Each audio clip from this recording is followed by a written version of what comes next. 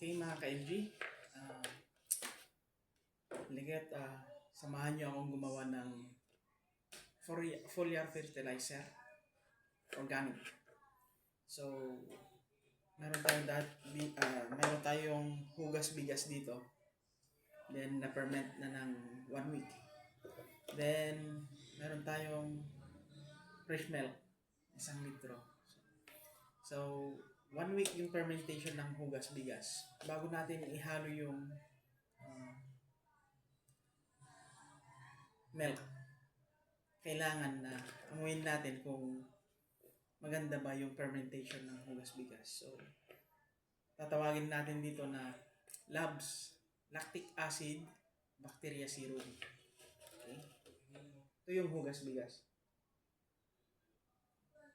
So, kung goods yung amoy niya, after 1 week ng fermentation nito, in a shaded place, so ilagay natin yung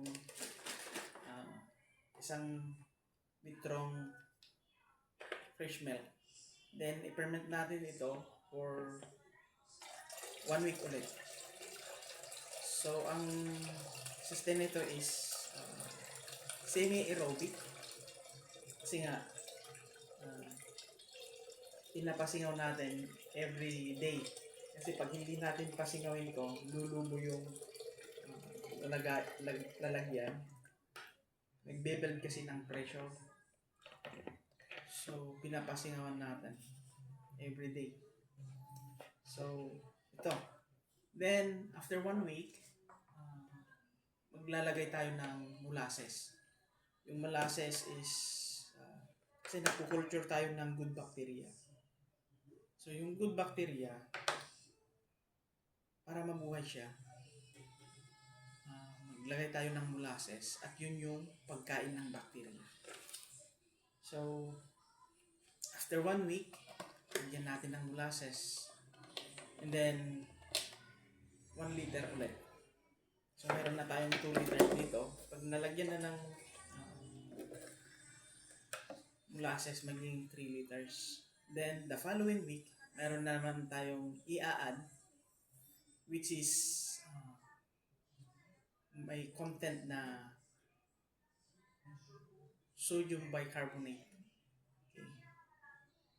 Then, walang sodium bicarbonate, pwede yung beer. Okay. Or may yeast, yung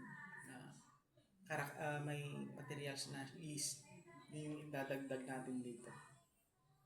Then, after that, the following week, maglalagay ulit tayo ng yung dito, lumilin tayo.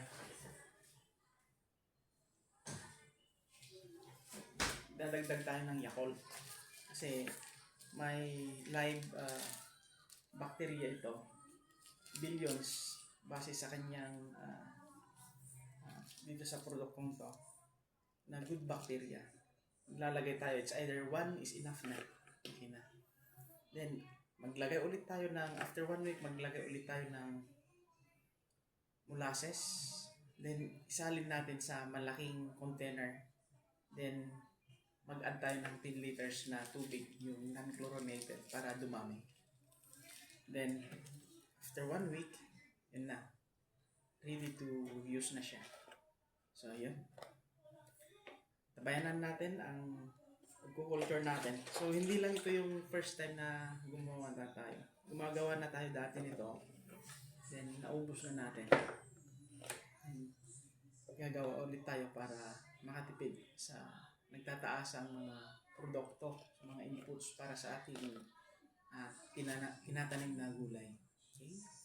Happy farming!